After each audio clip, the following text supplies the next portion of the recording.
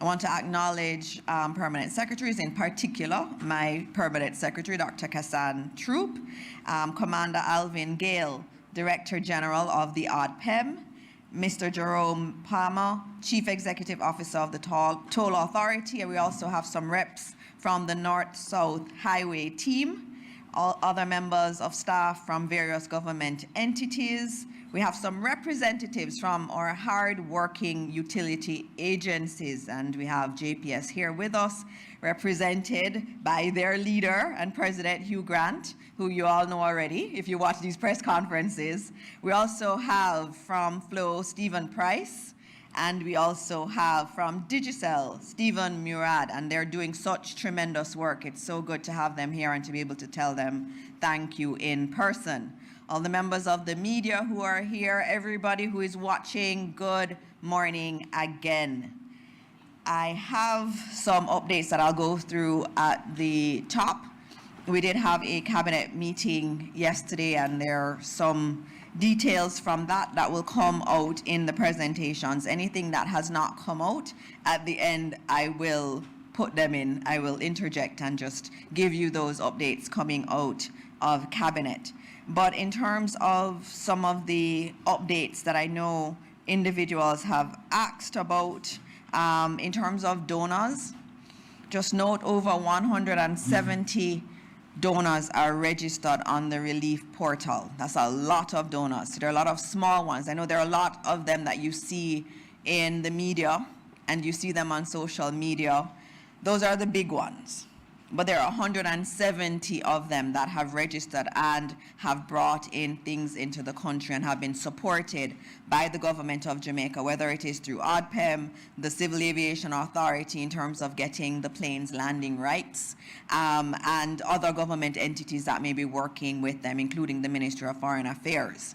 So that's 170 registered donors to Jamaica. In addition to that, we have 40 bilateral partners. That means 40 countries have provided aid to Jamaica, and we are so grateful to every single country, every bilateral partner, and the Ministry of Foreign Affairs and Foreign Trade has been doing a tremendous job coordinating all of that. 31 of them have already sent through their contributions. The other ones we're working to expedite those contributions.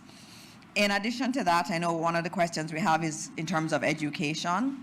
I'm very happy to note, PS, that 526 schools were open. That's a very significant number. We're very grateful for that. And we also know that many of the teachers and other members of staff, they have difficulties at home in many instances and even with their families, but they're still making the effort to come out, and we are so grateful to them, and we thank them for all their efforts in working to get schools back. And those that aren't open, I know there's so many principals who are WhatsApping me about what they're doing, and they're working really hard to get back school, to get our schools open. And so we thank them for all of those efforts in spite of everything that is happening. In terms of donations on the Support Jamaica site, I'm just giving you those that have come in via credit card up to 8:07 this morning. The total was US $1.08 million plus an extra 53.218 million Jamaican dollars in donations on that portal. There are donations that come in directly to the account, and so at our next briefing on Thursday, I'll be able to give you the total that has come in via direct deposit to the accounts. What I've given you is just for the credit card transactions. Minister Samuda is not able to come to give the water update, but what I will note is that 72.6% of customers have had their water restored. They are working really, really hard. I know Minister Samuda this morning was looking at how quickly he could get Great River up, and the NWC has advised me that they are expecting to get Great River up by this evening, which is a great thing, because we know that facility is important to getting water into St. James and Hanover. So that's very, very critical. It's one of our biggest systems that we have. In addition to that, Minard is the other big one that they're working to get up. And once we get that, those two are up, we're at 85% of the population having water, which is a really, really big milestone. And I have to congratulate NWC and Minister Samuda on that. In terms of other updates, volunteers, there are almost 4,000 volunteers as at 7 a.m. It's 3,921 volunteers on the site. The ministries will be using them, especially as we get to the Clean Up Jamaica exercises. We'll be using a lot of volunteers there, and we will also use them in our own work in the Ministry of Education. And I should note, it is Youth Month. And one of the things we want to do for Youth Month is to empower young people to give back and to serve our country during this month. And so we'll be facilitating a lot of that through the Ministry of Education, Skills, Youth, and Information. All right, the last update I'll give is the sad one, which is in relation to the number of deaths coming out of this hurricane. And the numbers that have been confirmed, and just noting these have been confirmed by the JCF, so they have investigated and they have concluded that these deaths were associated with the hurricane, and they have done so in conjunction with the JDF. And so the total confirmed fatalities coming out of Hurricane Melissa now stands at 45. And I'll go through parish by parish. Hanover, 2, Westmoreland, 15, St. James, 6, Trelawney, 2, St. Anne, 1, Portland, 1, St. Elizabeth, 18. So that's a total confirmed of 45. In terms of postmortems, they have been able to conduct 33 postmortems to date. And there are some that they're waiting to do the postmortems on. And so that is the confirmed number. The confirmed number is 45, and I know those are 45 families that are hurting deeply, really, really hurting. And so as we look at that number, we pray for those families. We pray that God will comfort them. It's a hard time. It's a hard time to deal with the death of a family member, plus be dealing with the aftermath of a hurricane. And so I ask all of Jamaica to please pray for these families as they traverse this very, very, very difficult time. As this number changes, I will get back to you and we will give you the latest numbers that we do have. And with that, I will now move to the updates from our guests who are here. And first up is ODPM, Commander Gale. You are first up. Good morning, ministers, PS, colleagues from government agencies and partner agencies. Morning to the media and morning to Jamaica. The ODPM continues to coordinate a multinational, multi-agency relief operation post-Hurricane Melissa. And pardon me if I run through or skip over some of the things Minister already mentioned.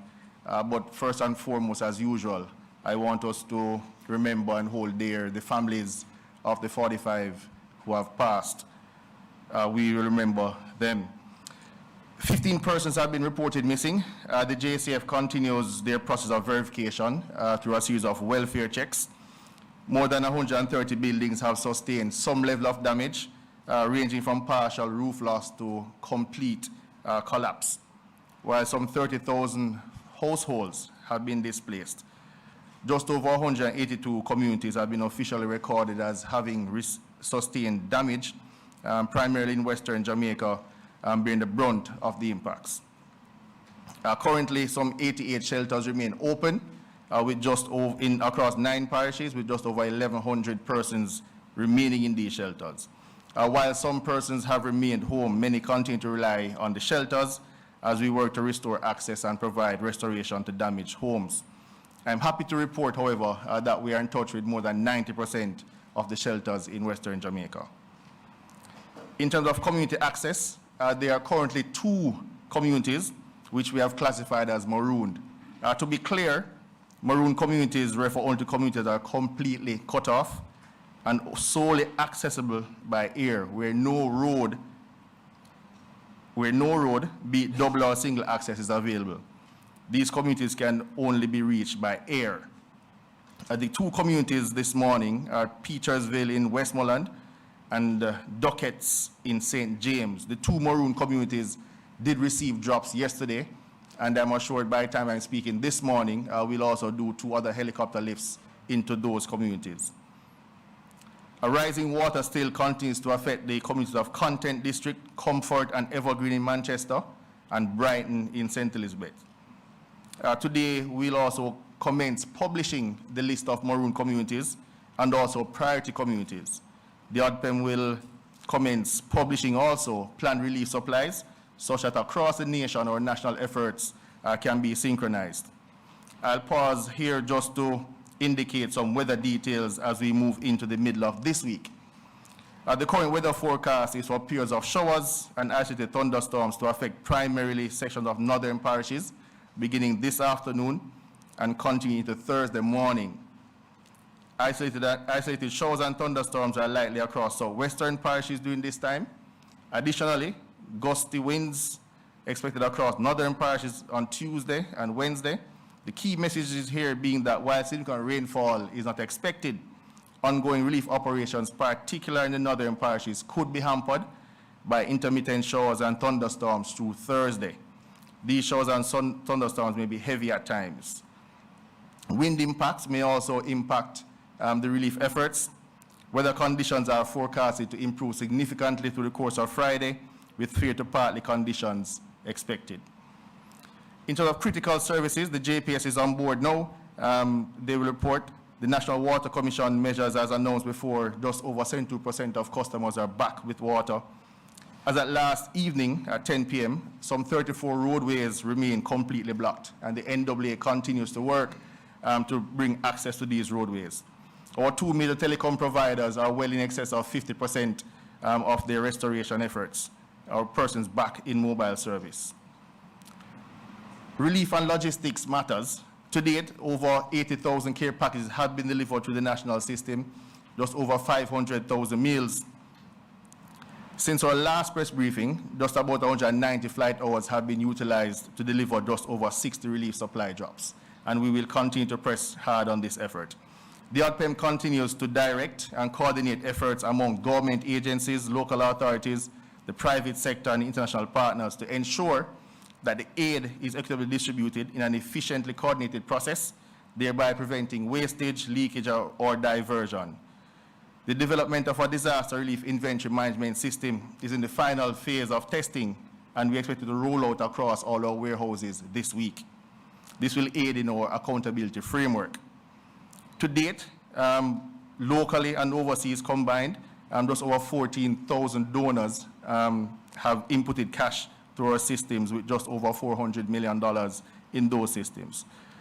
The ODPM, on behalf of the government of Jamaica, has also received into our stores just over $500 million worth of aid, with an over 80% rate of distribution for the relief items. As we move into the restoration phase or the recovery phase, we'll be pushing out more items from that package. We've also received some significant support from our partner nations and organizations. I will refrain from listing them all here. The partnerships have generally provided aircraft services, field hospitals, food aid, mapping aid, search and rescue services, operational and logistic supports, all of which are critical to the current relief efforts. In closing, I'll indicate that the past 2 weeks have tested our strength, resolve, but our unity and our discipline and compassion has carried us through. The ODPM remains fully operational and is unwavering in its commitment to lead Jamaica's disaster recovery efforts. As we move forward, let us continue to support each other, stay informed through the official channels, and remain steadfast in our collective efforts to rebuild Jamaica. Thank you, and may God bless Jamaica.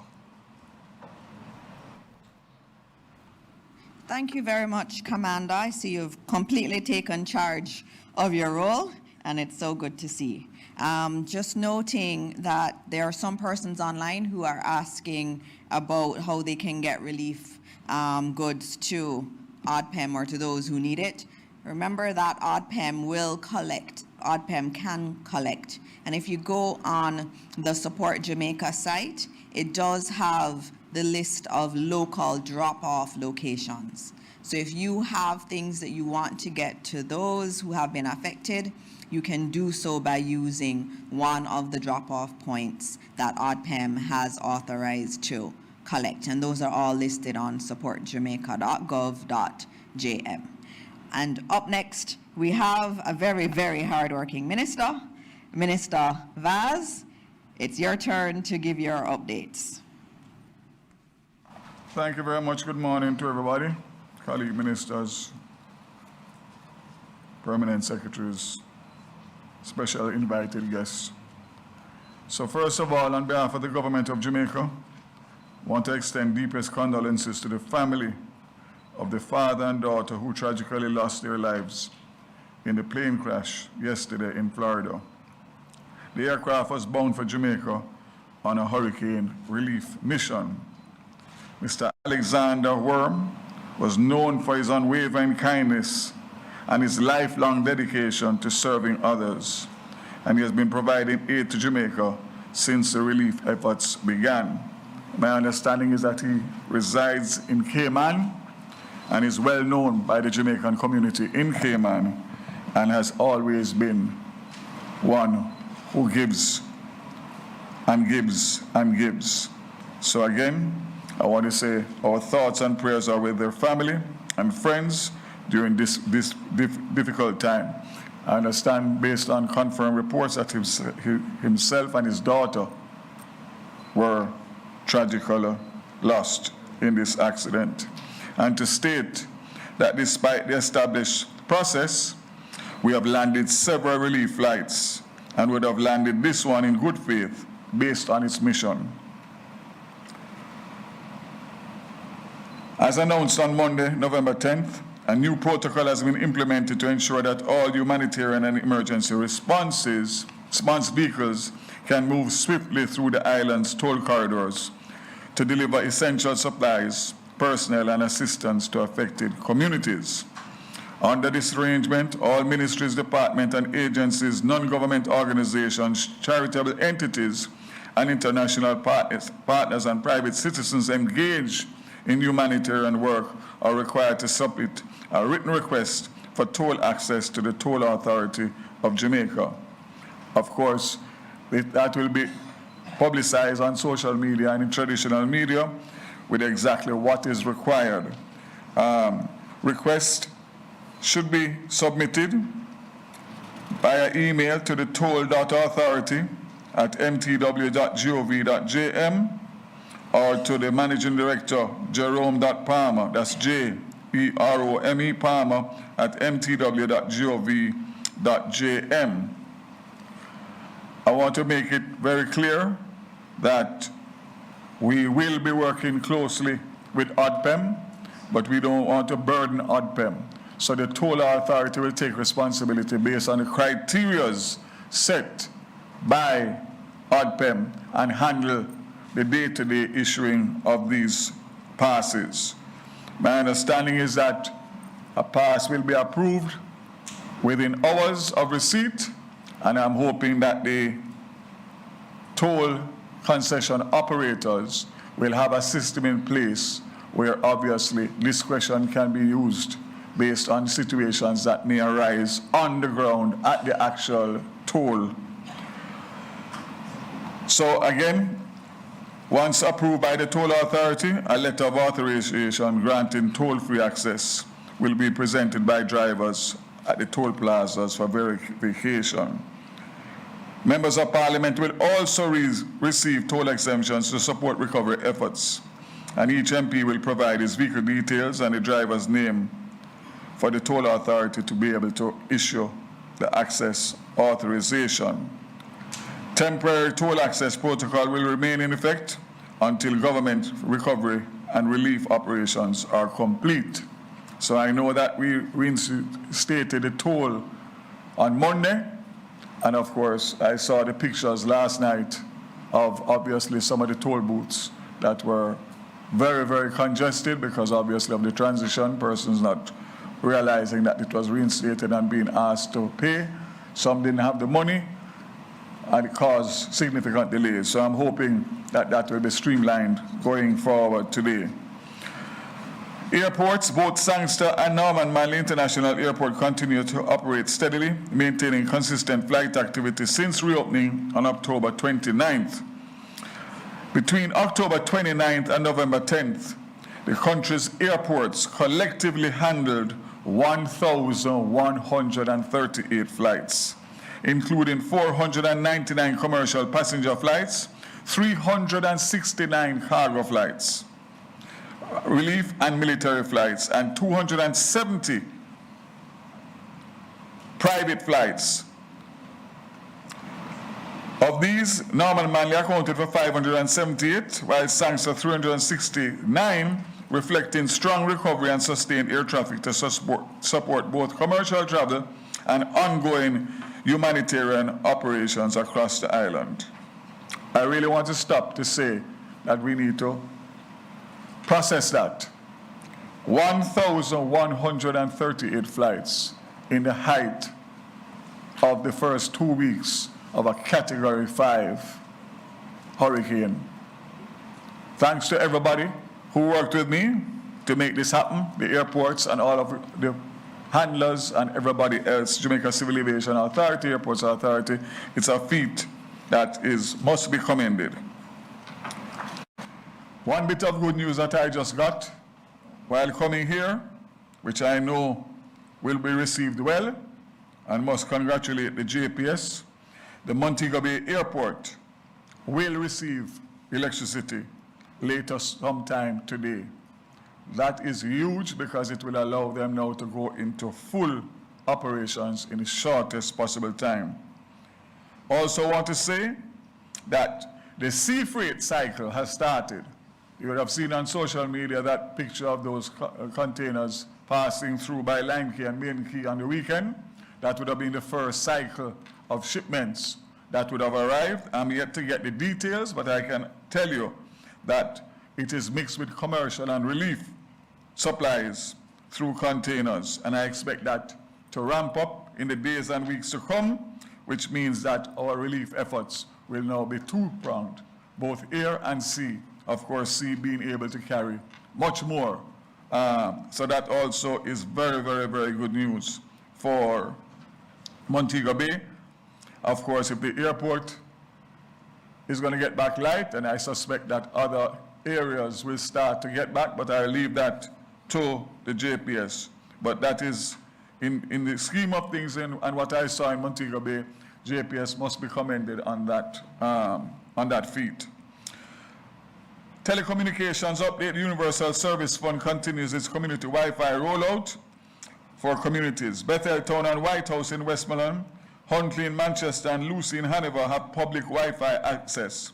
Work is ongoing today in Petersfield, and by the end of the week, additional installations will be completed in Malvern, Silo, Hopewell, Darliston, Grange Hill, Montpelier.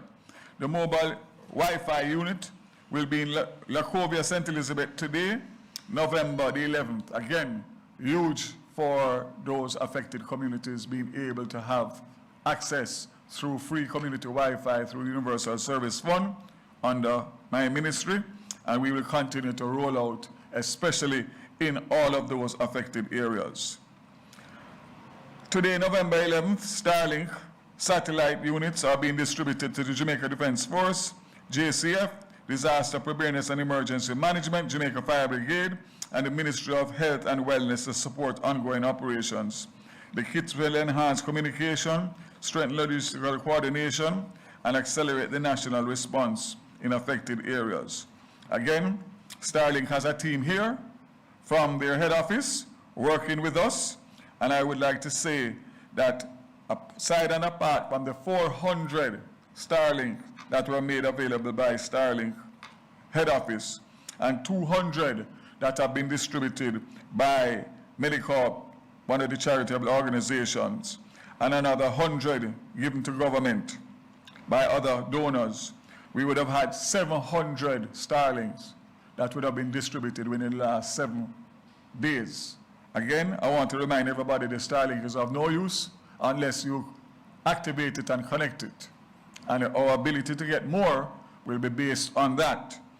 Also happy to say that I found a local supplier who has 250 to 350 Starlink in stock in Jamaica, which we'll be moving to acquire so that we can roll out the full apparatus of Starlink that is required for all essential governments and NGOs that are working in this area. So we don't know the number yet. We're still compiling, still waiting on information to come.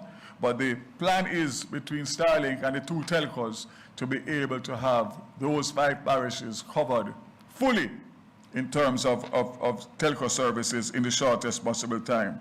Flow reports as of November 10th, operating at 87% of pre-hurricane levels. Significant strides have been made across the island, and recovery efforts are also advancing steadily. Clarendon has 75% of the sites, Manchester 58, Portland at 48, and despite considerable challenges in the west, major progress is being made. St. Elizabeth now at 26%, St. James 25%, Hanover 27%. Overall customer connectivity is currently 49%, with 73% of Flow's fixed network facilities back online. Digicel has restored 57% of its mobile network. The fixed and business networks are performing even better at 89% and 75% restoration. Work continues in Hanover, Trelawney, and the Grill, with ongoing microwave link realignment to stabilize service in these areas. Again, Flow and Digicel working hard to make sure that they get connectivity, and I'm working with them to get some additional spectrum so that they can even improve their service during this time. Energy update, fuel supply. Very happy to say that most gas stations are almost fully back up in terms of the areas. There's 1 or 2 sites in Montego Bay that are still not up, but fuel distribution continues to improve, which is very important, obviously, for the recovery effort. Massive distribution networks remain stable, and they can confirm a new cargo arrival today, November 10th, which will further strengthen supplies. Also, I've gotten a number of requests for permission for temporary gas stations, which are being processed, which will be able to fulfill the demand in areas where there's no fuel service. And those will have also marine fuel for some of the fishing beaches that are back up in terms of ability to go out to sea. Petrojam repairs continue at Montego Bay Terminal, and partial operations are expected by the end of this week, with full restoration within 2 weeks. Importantly, fuel supply remains at healthy levels between 2 and 3 weeks of storage, and over 20 million liters of aviation fuel are currently in stock. All aviation fuel deliveries are ongoing from the Kingston Terminal, which opens from 3 a.m. to 7 p.m. daily. So we are good to go there. JPS is here, so I'll give them their opportunity. But just to say that as of November 10th, 61% of JPS customers have power restored. The Ocheres Pier and parts of the town center and the St. Anne's Bay Hospital and Fire Station are back on the grid, which is huge.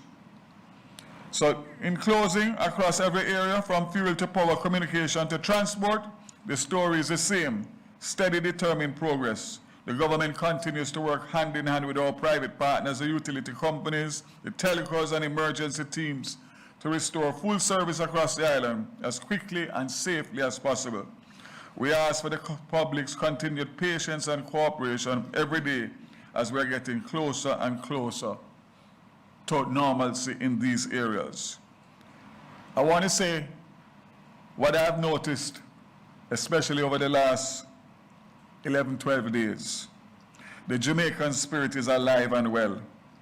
And I ask every Jamaican here and in the diaspora to continue to do your part, no matter how small it is, in the days, weeks, and months to come. because with your help, the government of Jamaica will be supported in this huge task of relief and recovery for Jamaica after the passage of Hurricane Melissa, a Category 5 storm hurricane. So again, it is not unnoticed. And the fact of the matter is, it is what is helping us to be able to do what we are doing. May God continue to bless Jamaica. God.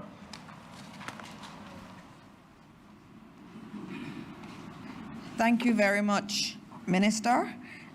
Those were a lot of very comprehensive updates, and I hope that everybody was listening, because we got some very important information, things that give us a lot of hope.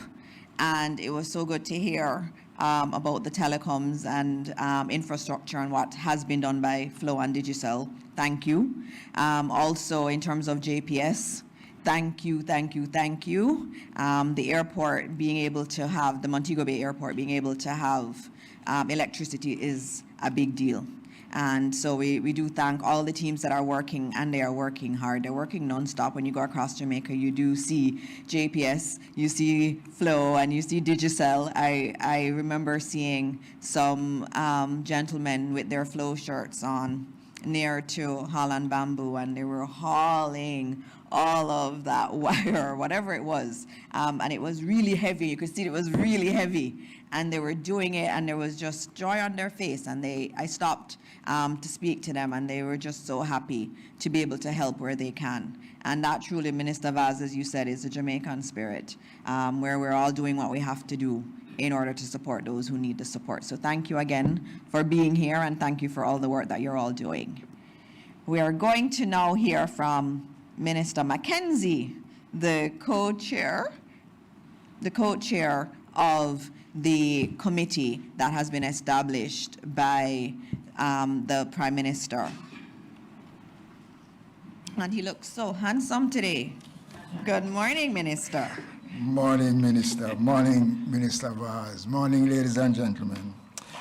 I just want to start off commenting on the aspect of the shelters, and to just also speak quickly to the fact that in the daily newspapers and in the media, specific reference has been made to a number of shelters, especially in Westmoreland, about the lack of basic needs, supplies, and lack of security.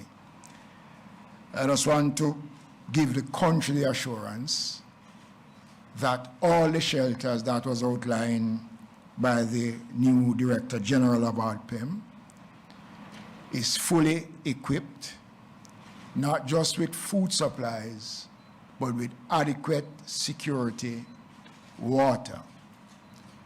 I must point out that one of the problems we are experiencing at the shelters is that during the days, a lot of people go to the shelters. They don't actually stay at the shelters, but they go to the shelters during the day. So when one goes there, they find this huge crowd. It is not because the shelters is overcrowded. We have been working closely with the ODPM and the municipal corporations to ensure that all the shelters have the requisite needs as we get down into the thing. The numbers have reduced. Next week, we'll be putting some 300 workers of the Youth Summer Employment Program to go into the affected areas to do an actual count of the numbers of persons in the shelters. And once that is done, we will take a determination how many shelters will be closing down or how many shelters must remain in operation. So I want again to dismiss the mischief that is being made, that the government is not doing anything about the shelters. It is not true. there was a big story about a rape case in Montego Bay following detailed investigation. In this room last week, the question was asked of the Prime Minister. There is no truth to any such story, and I want to put that to rest. The other area that I want to touch on is the backlog of garbage collections and the debris as an effect of the hurricane. I had announced the national cleanup campaign, which I will speak to next week, not this week. But just to say that the National Solid Waste Management Authority have been engaging more trucks, more contractors. They have been working 24 hours around the clock in the affected areas to reduce the backlog of garbage collection. I am urging the country to be a little bit more considerate in how we are disposing of the waste. A lot of people now is doing spring cleaning. It's coming now to Christmas. So it's not only debris from Melissa we're seeing, whole fridge mattresses, everybody throwing them out now. And it is going to be taking some time. I can only say to the country, and Mr. Gordon have said so, we are asking for some patience, some level of consideration. They are working, and I also want to make the point that based on the number of trucks going to our landfills, it is difficult for a truck to make 2 trips a day. The lines are extremely long. So we are urging patience as we continue to improve on that area. On the weekend, I was in Falmouth, and I must tell you that the issues in Falmouth are real. The municipal corporation have commenced work yesterday to clean up the market so that the vendors, and I notice a lot of commercial activities in Falmouth, which is very good, despite the fact that they have no electricity there, but a lot of Jamaicans have risen to the occasion and has found means and ways of having commercial activities taking place in Falmouth. And so the instructions have been given to the municipal corporation to commence a comprehensive cleanup of the town of Falmouth. They have started, and since yesterday, they have started to clean out the Falmouth market. And once that is done, the vendors who are on the streets will be allowed to go in using the car park of the market to ply their trade. And I want to make this point.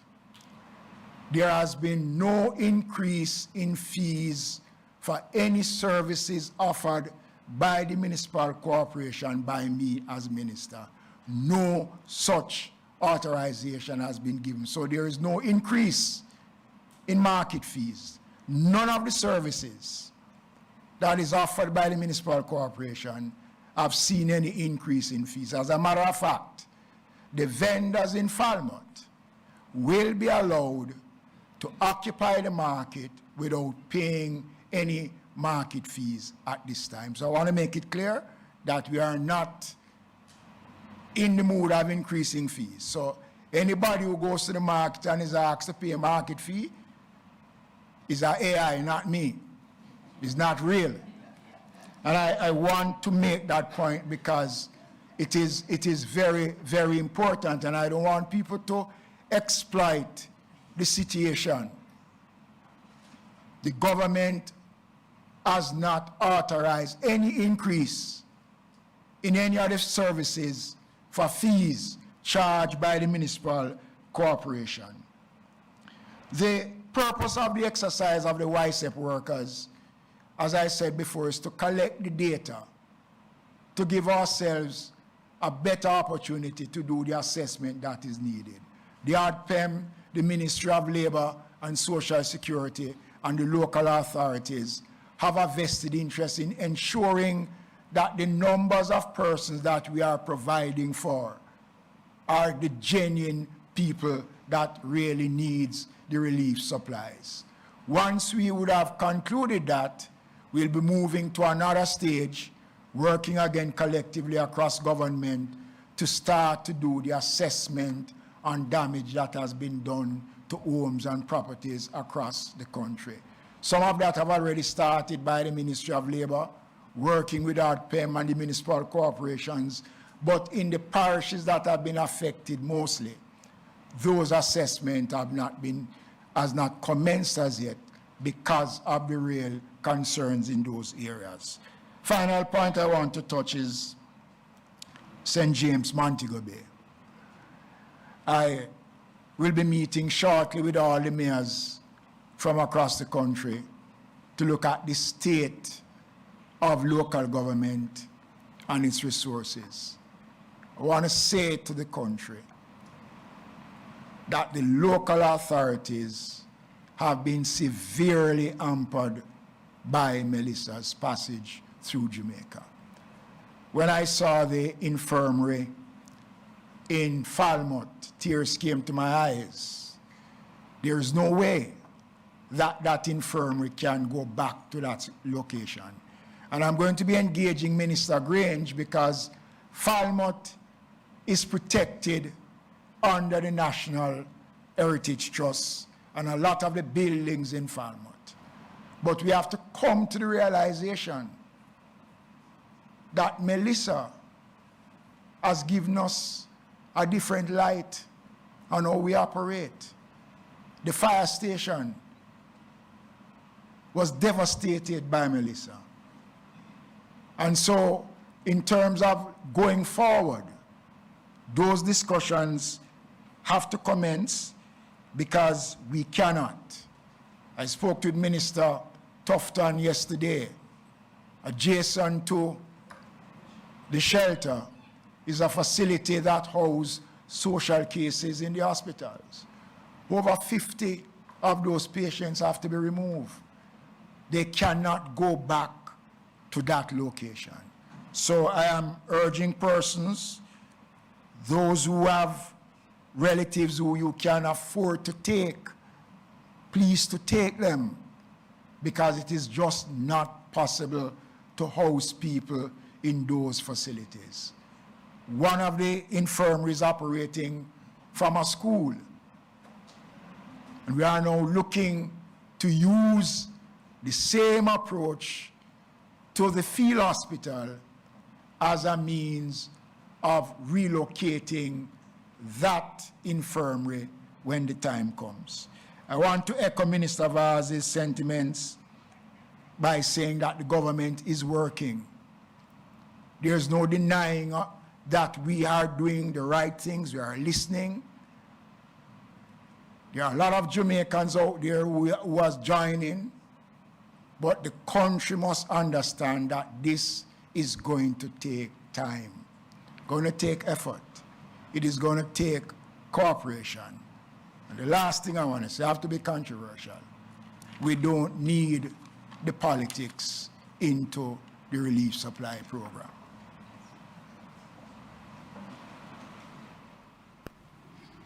Thank you. Thank you very much. I know JPS has to come, but I'm almost at 11. And for those of you who know, what day is today? I'm a teacher, you know. Class, what day is today? Today is Tuesday. Yes, it is Tuesday. But today is Remembrance Day. Only Minister Vaz is going to get the prize today. And I'll have a lollipop for you, Minister Vaz.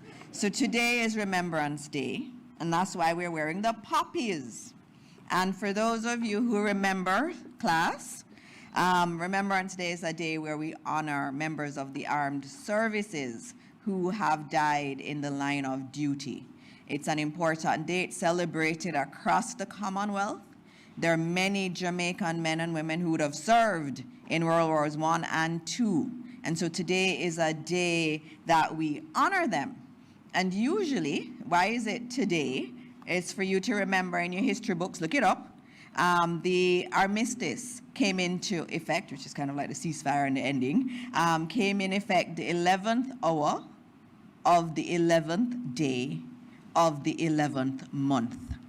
all right? So that was World War I. That was when it came into effect. And so every year at 11 a.m. on November 11, we offer a minute of silence. And that's why I didn't bring JPS up yet, because we're almost at 11 a.m. for us to do that. And it's very important that we do remember the role that we have played in very important wars like World War I and World War II. In Jamaican service, were really important members of the armed service at that time. And so today is one of those beautiful days where we can celebrate, and if you see any member of the armed service too, it's an opportunity to tell them thank you for what you have done and for your service. And so we're at 10:59, and I know my other watch says 11. So given that it is 11 a.m. on the 11th day of the 11th month, I ask you to join in a moment of silence to remember those who lost their lives. Please stand.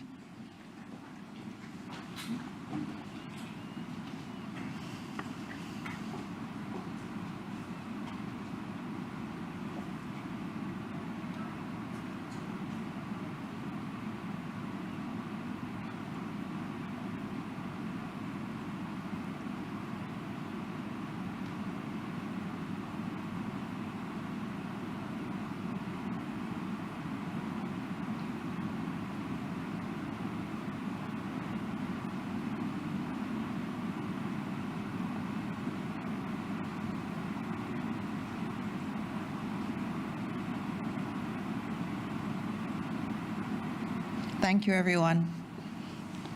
And now you can get your JPS update. Hugh Grant, sorry for the delay, but it was an important one.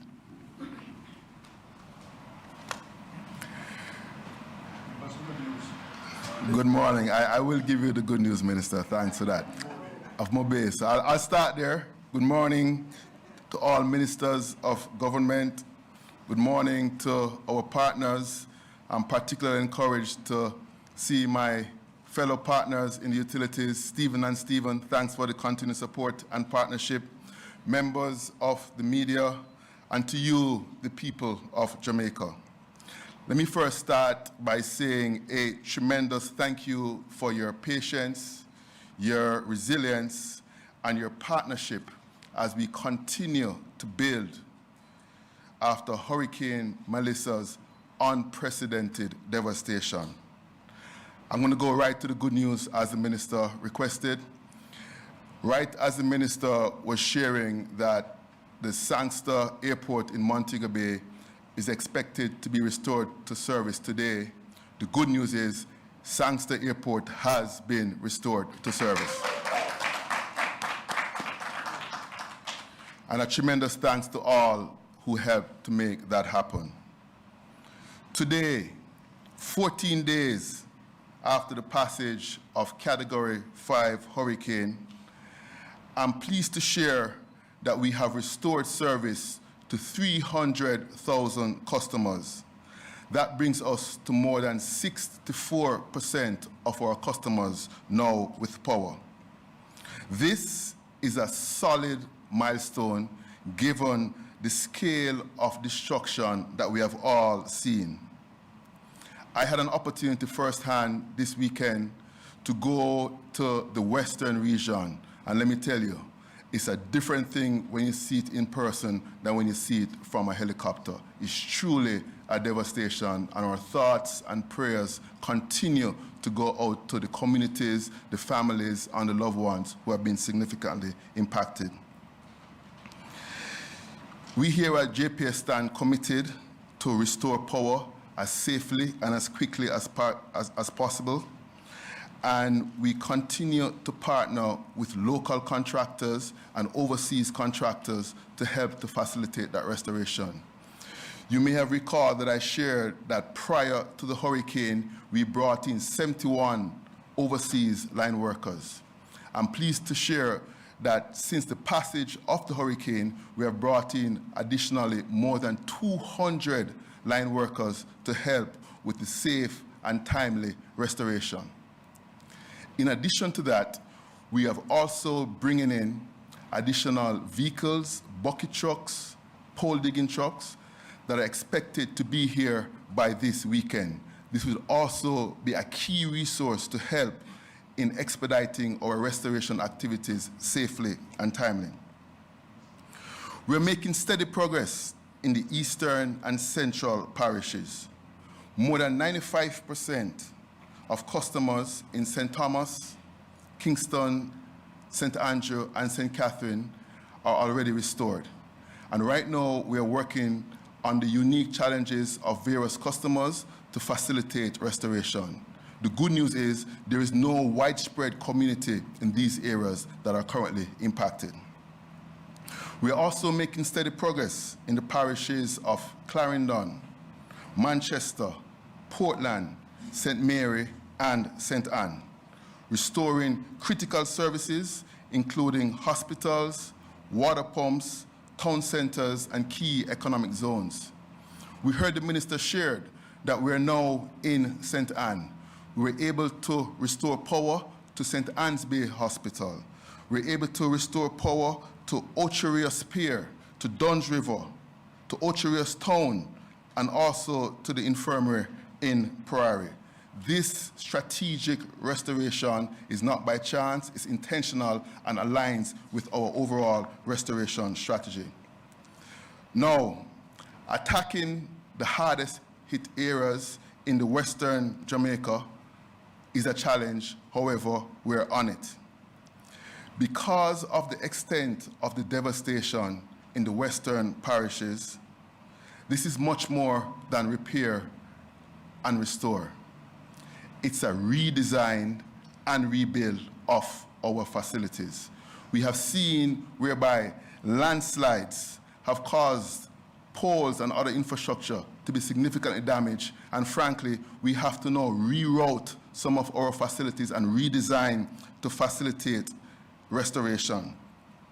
The good news is we're making progress.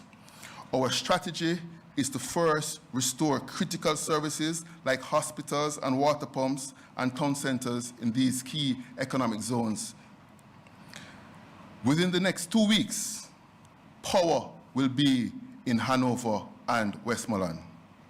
I heard Minister Mackenzie refer to what he's seen in Falmouth and Trelawney. Minister Mackenzie, this week, power will be in Trelawney. We will have power in Falmouth Town, Falmouth Hospital, and also the pier, whereby we're supporting the return of cruise ships to that particular pier.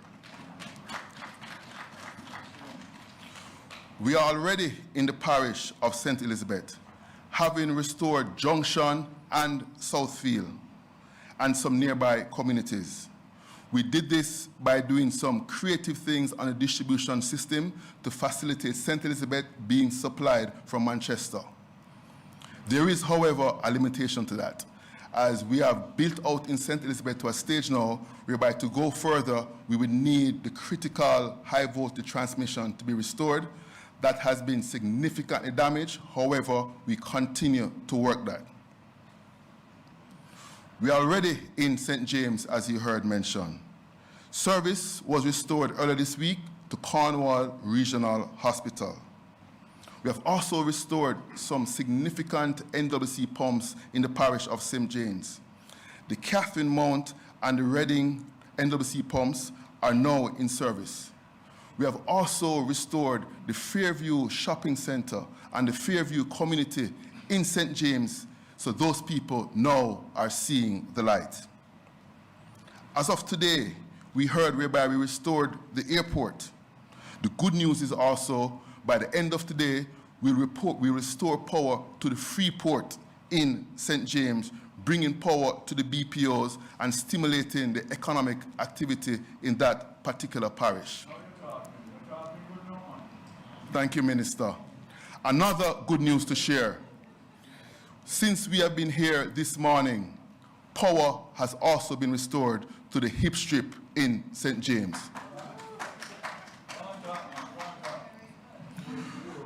We know that those without electricity is asking the question, how soon will I be restored? I understand the inconvenience when there is no power. Some of our very workers here at JPS are part of the very communities that are significantly impacted. So I understand it. I get it. But be reassured that we are committed to be steadfast and strategic in our restoration activities. We are making progress in advancing our damage assessments. Frankly, some communities, we had limited or restricted access. That is now improving, so we'll only make greater progress with our damage assessments. As we make greater progress with our damage assessments, by the end of this week, I will be giving you more detailed updates in terms of restoration timelines and parishes and communities. My fellow Jamaicans, let me reassure you that JPS will not stop until we restore every community, every customer, and every business at this moment in time. Our teams are working 24/7, 7 days a week, under challenging conditions, frankly, in rain, mud, to safely and timely restore our customers. To our customers, to our partners, to the people of Jamaica, thank you for standing with us at this unprecedented time. Together, we are building back a stronger Jamaica. Thank you very much. Thank you. You notice I didn't stand up this time, Hugh. I gave you all your time. You know why? You're giving us good news. So when you come with good news, you get all the time you want. All right, thank you. And of course, we all know when JPS is back up, our water systems can come back up, and Flow and Digicel can get to have their service restored. And so we're all very happy for all that hard work that is happening. I just have two quick updates from our cabinet discussions, and one is actually sort of an answer to a question that's been sent in by a journalist about the traffic and the fact that there is so much congestion that's coming from persons going to find their families and friends in St. Elizabeth and Westmoreland and causing the tremendous traffic. In Cabinet, we did discuss it, and one thing that's being looked at, and there is not a final decision on, we're actually exploring the use of curfews overnight. So for example, in Holland Bamboo, if you see it, there are parts of it that's single lane. That does cause a lot of congestion. The teams have to go in and clear away all of that bamboo.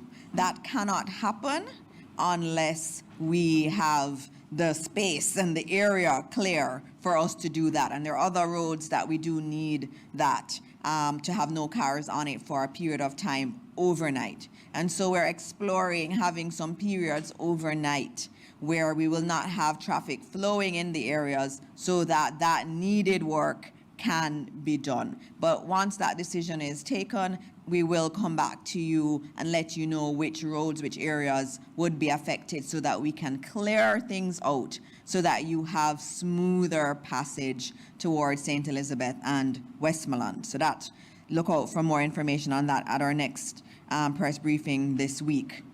In addition to that, there's been a lot of discussions around temporary housing. There are several individuals and families that have been displaced because of the hurricane. Now, we have them in shelters, but that's not the best facility. And I've seen children in the shelters running around, and it's not the best environment. And so the government is looking at temporary housing facilities that can really honor the dignity of these people, because you want to think about it. You know, if we were in the same position, we would want to have a facility that we felt honored our dignity. And so whatever we want to do for ourselves is what we'd want to do for other people. And so as we're doing these discussions in Cabinet, we are looking at something that is good for people, not just, throwing up something for individuals to go. And so those those conversations are ongoing. We've already gotten some quotations in terms of what different options there are around the world. We're getting some international support in terms of what has worked, what has been used elsewhere.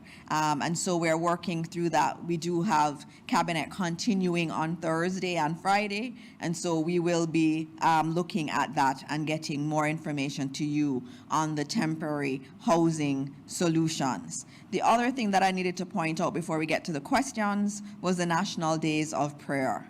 And the Ministry of Culture has noted that the National Days of Prayer will be held on Saturday, November 15, that's this Saturday, and Sunday, November 16.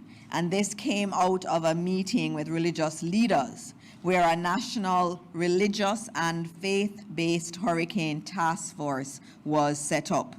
We're a praying country, and we know prayer works. And so this was very important, and you'll get some more details on the National Days of Prayer that will happen this weekend from Minister Grange. All right, so we're going to now open up to the questions from our media partners who are here. And I'm just checking if there are any others online. All right.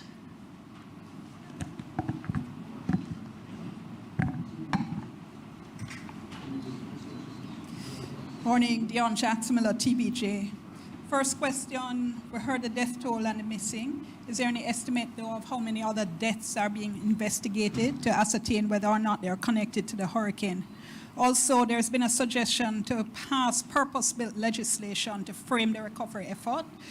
Is Cabinet giving any consideration to that? Third, continuing to ask about the Independent Oversight Committee. Last press conference, you told me Cabinet was continuing to talk about it. Mm-hmm. And my final question for now has to do with proactive disclosure. Why isn't there some kind of mechanism via online, website, whatever, to give real-time information in terms of the recovery effort? Money coming in, for instance, expenditure, things like shelters, recovery drops, relief drops, I beg your pardon, all that kind of information, JPS, NWC, all of that could be wrapped in so that anyone can access the information, as opposed to this very tightly curated way of delivering information via the press conferences that's happening now. And for clarity, I'm not saying don't have the press conferences, I'm saying in addition to. Yeah. All right, those were several questions. I don't think I got all of them written down. But in terms of the oversight body, there is going to be an oversight body, and I should let you know that yesterday in Cabinet, we were looking at the overarching governance framework, looking at what has happened globally. So our international partners were there with us, including the World Bank, looking at what has worked globally. Because one of the things you want is to make sure that whatever we do in Jamaica, we don't have to reinvent the wheel. We had an office after Hurricane Ivan that worked. We also have what has happened overseas, and we're looking at what it could look like in Jamaica. And I think Cabinet indicatively approved a structure that has a partnership council as that main body, but we're going to be continuing to discuss it some more. So, but whatever we do, there is going to be an oversight mechanism that's made up of civil society, the opposition, and the church as a part of that oversight. In terms of proactive disclosure, I think you are correct in terms of the financial intake, and this is something that we need to note. We're very transparent in terms of Support Jamaica and what's coming in through Support Jamaica. I give those numbers when I come here. There are lots of other donations that are coming in that go directly to other donors. There's a lot of money coming to the country. We don't have sight of all of that. What we have sight of and that we're giving you is what comes into the government of Jamaica and into ODPM. So all of that we get through ODPM, all of that is being provided. So I've given you the credit card ones. On Thursday or Friday when we have our next press conference, you'll get the direct deposits into the account. That's what we have. And then at ODPM also has, whenever goods are sent in care of ODPM from any donor and it's cleared, they have that inventory management of that. But of course, a lot of goods do come in and it's not for ODPM's distribution. It's for Food for the Poor or GEM or one of the persons that's operating. Now, that's separate. And so we can give you everything from government, and I do agree with you that we can put some more information that's more readily available to everyone. There was something else you asked. Yeah, but just before I go on, and just to be clear though, Minister, I was also asking for broader information. So Yes, I'm and saying a from lot the of information telecoms and so on, we've yes. been asking for ODPM, for Yes, instance. We and spent I over think Commander said he will start to give you the communities now. online, Minister, Yes, so yes. everybody can access. I asked if Cabinet is considering purpose-built legislation. for Yes, recovery we are effort. looking at purpose-built legislation. And if you look at the recovery efforts that had happened in other countries that had anything of this magnitude, there would have been a special office set up. It would have had specific legislation towards it, looking at procurement. You know, in our jurisdiction, in this country, procurement takes forever. I mean, we're trying in the Ministry of Education to do some procurements, and they're taking years. When we're reconstructing Jamaica, it cannot take years. And so we're going to have to be very, very careful in defining what rules apply, what don't, and how we still have oversight. And so that is being worked on, and we believe in the next week or two, we'll have a submission in Cabinet, before Cabinet, to approve the drafting instructions for that special piece of legislation. And finally, if there's any estimate of how many deaths, other Okay, deaths are being investigated. I have that one for you. Under investigation, nine other you. ones. Good morning, Jerome Williamson, the Jamaica Observer. You mentioned about the consideration for temporary housing. Yes. My question is there a reason why that wasn't considered earlier, seeing that people would have been homeless for 2 weeks and counting? And also, is there a potential timeline that is being discussed as to when we'll start to see these temporary housing? Question for Commander Gill. You mentioned that there is projected rainfall started today in parishes in the north. Is there any consideration for any plans as it relates to people who are still homeless and people who are in flood-prone areas? All right, in terms of the housing question, I think the Cabinet has moved very quickly in terms of housing. The first thing you have to do is to do your assessment. You need to know how many people are affected. You need to know what the level of damage is. And so that is actually being done right now. So we have teams out that are doing the damage assessments. Some people can recover. And when you go across Jamaica, you see that spirit. There are persons who are, getting their zinc, finding back the zinc and putting it back on. And you have others who are doing temporary structures. And if you look at the numbers in the shelters, the official numbers, you see that those have been coming down. And so for us as government, we understand that there is a problem. Some people are working really hard to help themselves, and some can't. And you have to have that number of those who need the temporary facilities. You also need to know what size. Is it mainly single people? Is it big families? Some homes that have been destroyed may have had 3 or 4 families living on that one piece of property. So you have to do the assessments. And so what we've done now is to start to get quotations on a range of different kind of solutions for, maybe an elderly person who's living by herself versus a family that has several people in the home versus one that's more communal in living. And so we have those quotations, and we've been looking at what's the fastest way. And remember I spoke about dignity. You don't want, as we'd say in Jamaica, you don't want any kind of solution. You want something that people feel okay going into and that they feel good about themselves. You don't want to just have them feel like they're just a charity case. That's not what we're about. We're about giving people decent houses. And so we're trying to marry that with how quickly it can be manufactured. And so I think we have some solutions that can be delivered to Jamaica within 30 days. And you want something that isn't going to fall apart when a heavy gust of wind comes or rain falls. So that's also important. I have heard people speak about tents. I mean, that is obviously something that every country that's gone through this kind of disaster has looked at. We've looked at it too, but as I said, we want to make sure that whatever we do is semi-permanent and that is actually structurally sound for those families to go in. On ODPM, you have a question too. Yes.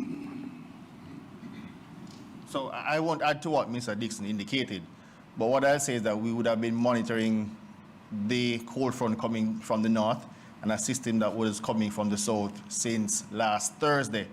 And my directions to the various NGOs and government agencies was to cause for the roughly 45,000 tarpaulins on island, as at last week Thursday, to be distributed.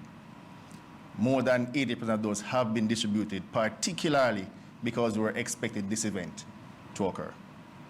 So immediate shelter needs, and then we move to the more long-term matters that Minister spoke of a few seconds ago. And also, I should just note that there is a lot of thinking happening, because this morning I would have seen in one of our groups that we have that we were pre-positioning some food supplies to areas where there is a risk of them being cut off again because of the rainfall that's coming. So there's concern about landslide, and so today we actually have helicopters out pre-positioning food just in case it happens. And so we're doing the best we can in terms of, anticipating what's going to happen. But you did mention the flooding too. And I'm going to try to get someone from one of our geology teams to come in, because the aquifers are full underground. And so there are some communities that are seeing flooding because of that. And there are other flood-prone areas that we know that the aquifers are really overfull, and they may actually start to see rising waters in those areas. And so we're going to give you some more information on that, because that's something we're also monitoring. All right. Where is our next question? Hi, good morning. Good morning. Abigail Bartley from Nationwide News. I have two questions. I was going to say, you don't look like Mahiri. I have two questions, Sure. one for Commander Gale and one for you, Minister Morris Dixon. Yeah. Firstly, for Commander Gale, you mentioned that you've received just over $400 million in cash donations. I wanted to know if that $400 million is in relation to pledges on the Support Jamaica platform or aid from foreign countries. And for Minister Morris Dixon, in your capacity as Education Minister, we've received some reports that schools in affected areas are not being lenient with some of their students who've been affected by the hurricane in terms of losing school supplies or uniforms. These schools are not allowing them onto the compound if they're not in uniform. So I'm asking if you've been made aware of this and if you can speak more about it. All right. The figures I've given are a combination of the $J and US accounts on the website. All right. Thank you. In terms of the schools and leniency, we have to be lenient with our children.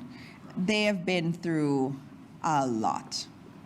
And many of them, they lost their house. Their house may have leaked terribly, even if it's in Kingston. And we have to be sensitive to that. We need them to get back to their education. That's what is necessary. I looked over to my permanent secretary, and she says she has seen no official reports of it. If you know of someone who was sent home because they don't have uniforms, please let me know so that we can treat with it in the ministry. We have to support our children. Our chief education officer is here. I know her. She's going to go find uniforms, and she's going to call the principal and say, we need to support our children. And that is the stance we take in the Ministry of Education. And so if you see that happening, let us know officially so that we can deal with it. Right. Sarah, you're such a star. Let's hear the question this week. Good morning, everybody. I am with 18 Degrees North, Zara Burton, and I have 5 questions. The first one is regarding Prime Minister Andrew Holness. Last week, he said in a cabinet meeting that he was about to there would be discussion of allocation of expenditures, and that Minister Tufton had put in quite a hefty bill, and you said under your breath as well that you also had your portion. I wanted to know if we could get a breakdown by ministry at this stage of the game, what the allocation of expenditures was at last week's meeting, and so what each ministry is working with. 2, as journalists and members of the public, it is particularly difficult sometimes to get information on expenditures and revenues coming in a timely manner. It's something we've complained about over and over again. The ATI Act has not yet been amended, even though we've been asking for years about it. I wanted to know if under this situation with Melissa, there are some sections of that act, specifically 2 things that jump out at me.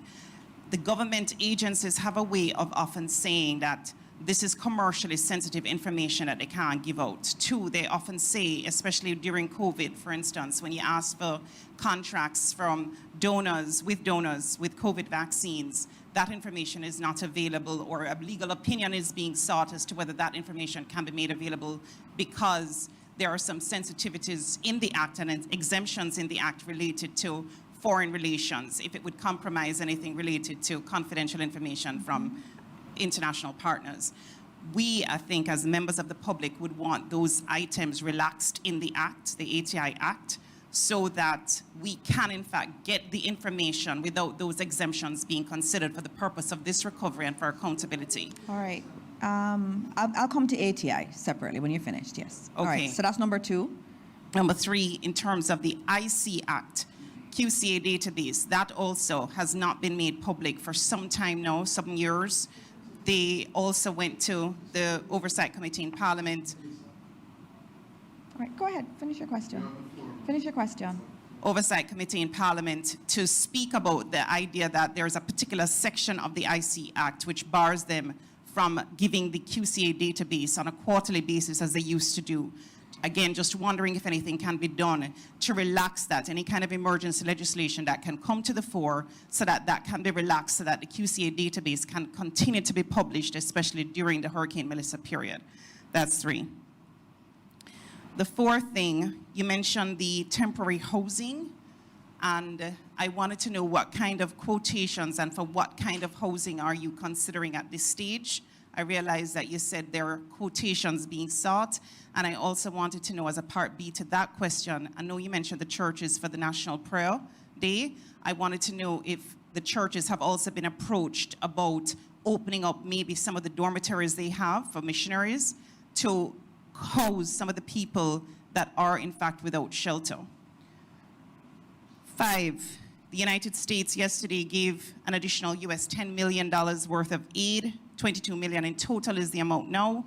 I just wanted to understand, because I was reading about Hurricane Maria in Puerto Rico, and one of the complaints in that jurisdiction, I realize it's a totally different situation in that Puerto Rico is tied to the US, but one of the complaints in that situation was that the United States mainland contractors got most of the contracts.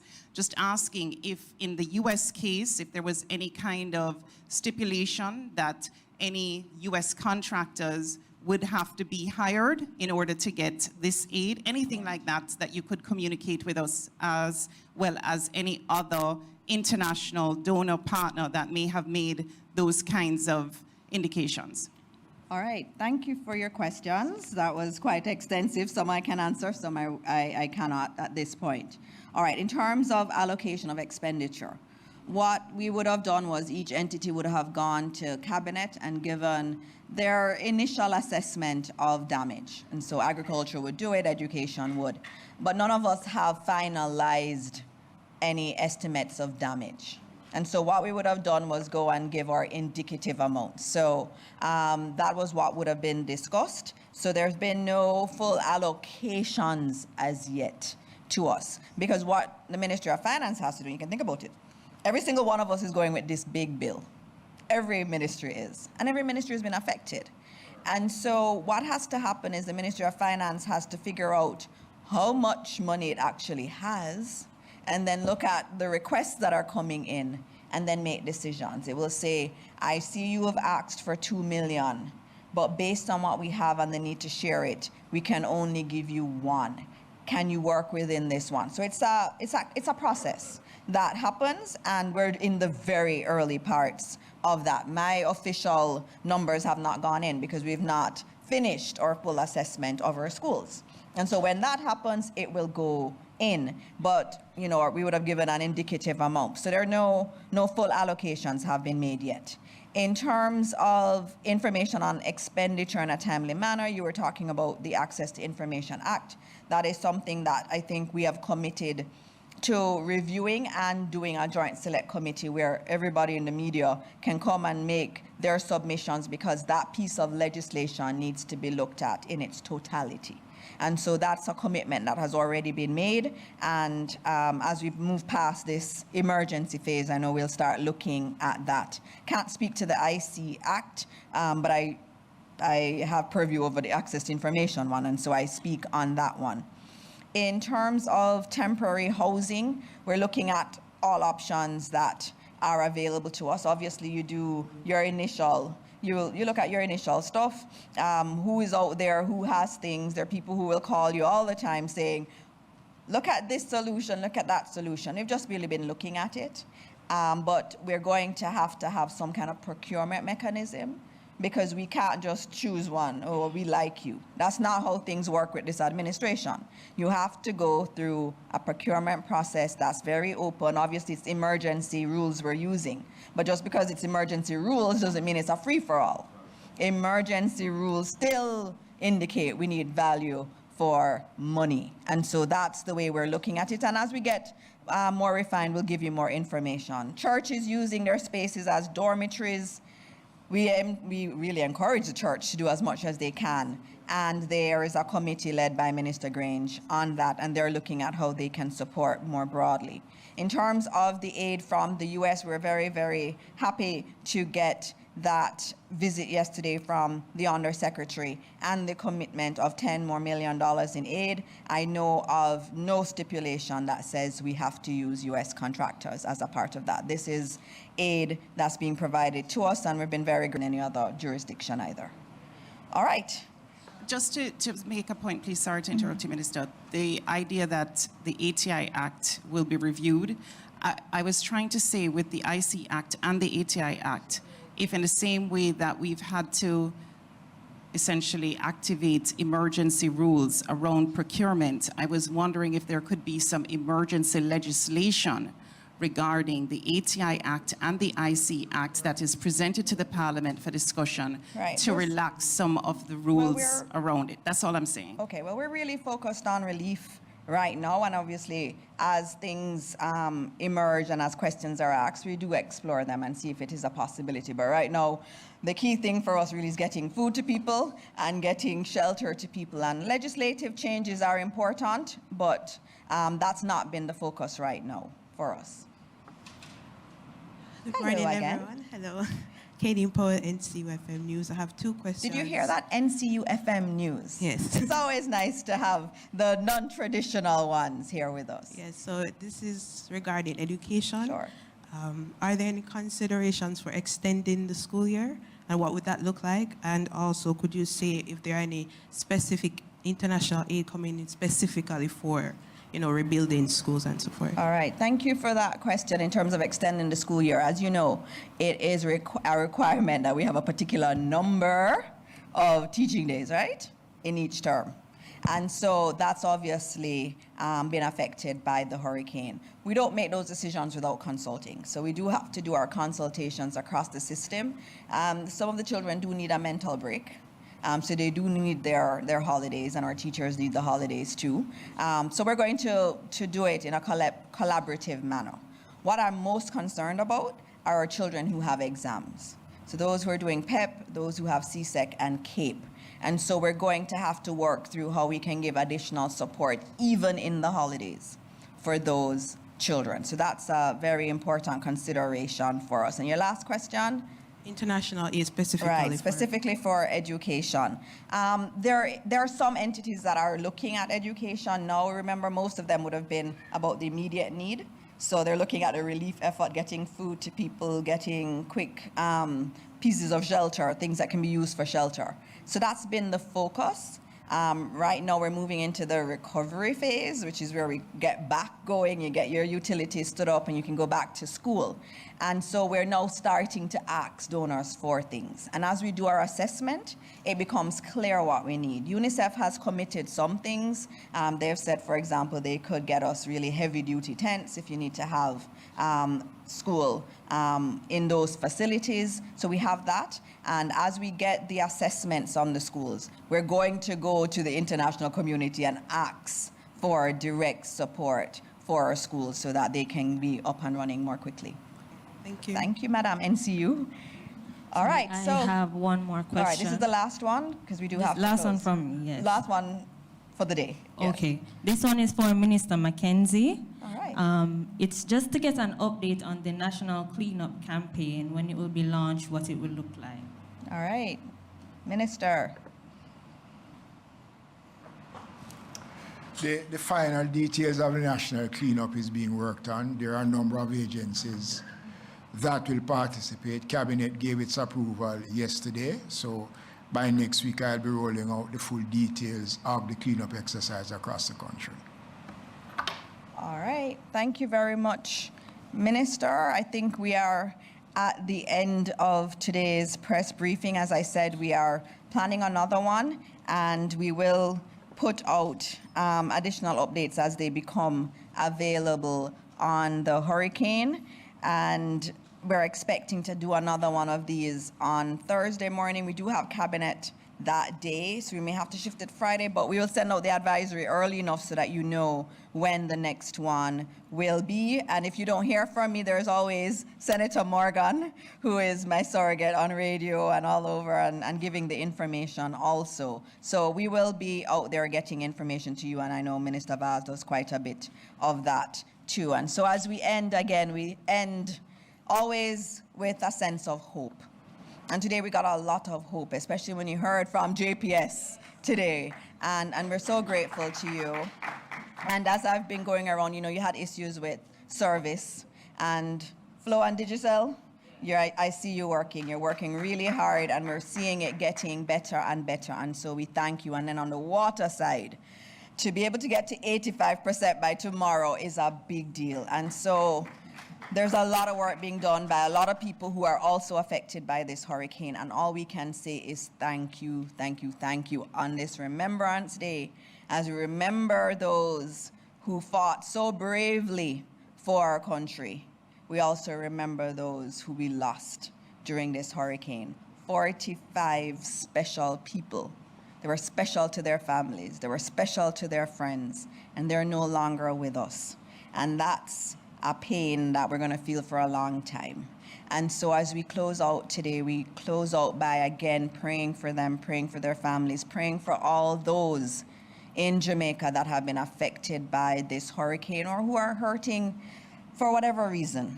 We pray for them, and we ask that God will continue to bless this country, bless our utility companies to continue the work that they're doing, and bless all of the people who are doing the work to get us back up and running. And so as we close today, as always, we ask that God bless every Jamaican, and God continue to bless this beautiful country that we call Jamaica, land we love. Thank you.